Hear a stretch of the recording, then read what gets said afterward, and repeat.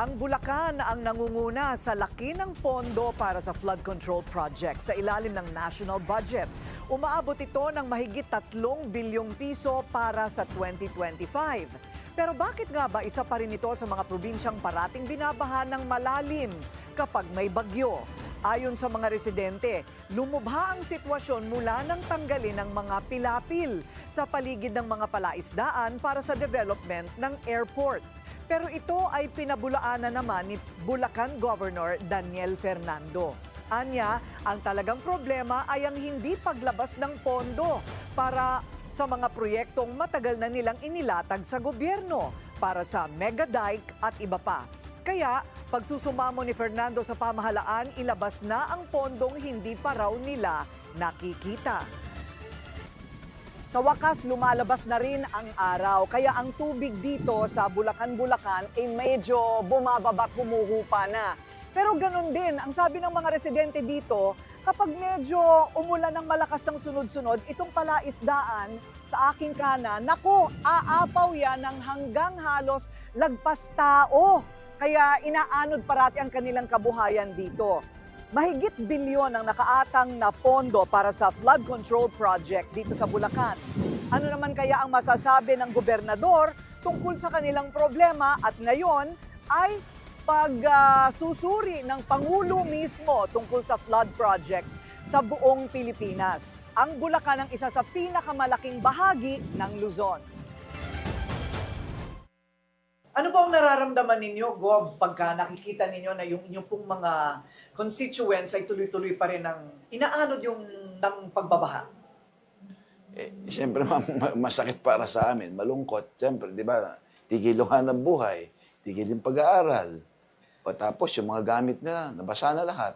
Ngayon, ito pong sinasabi na yung flood control project, medyo sisinsinin daw ni BBM yung kung saan ba napunta daw yung pondo na kay lalaki. Number 1 ang Bulacan. Pero may narinig po akong sinasabi ninyo tungkol po sa pondong yan. Ano po bang nangyayari dun sa pondong yon? Yung Central Luzon, 9 billion daw yung tagpas. Sa Bulacan po, magkano? 3 billion.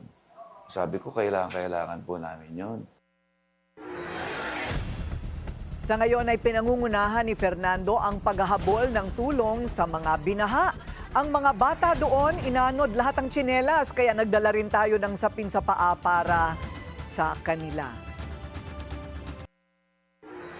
Dahil po dito sa parang lumalabas na gustong pag-aralan at imbestigahan pa ngayon ng Pangulo ng mga flood control project budget, lalo kayang matatagalan.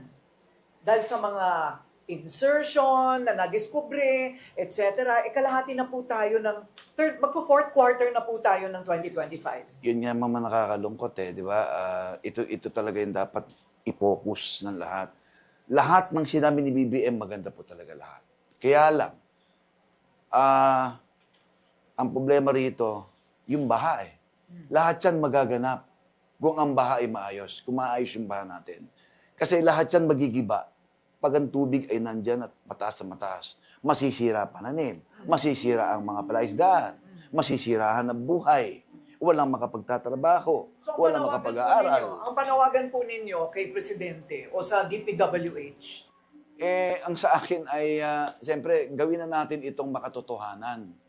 Yung mga budget natin ay ilatag natin dito na maayos na, gawin na natin to kasi matagal na po itong problema, mga Pangulo. At inilatag naming mega dike, ito po yung isa sa makatutulong dito.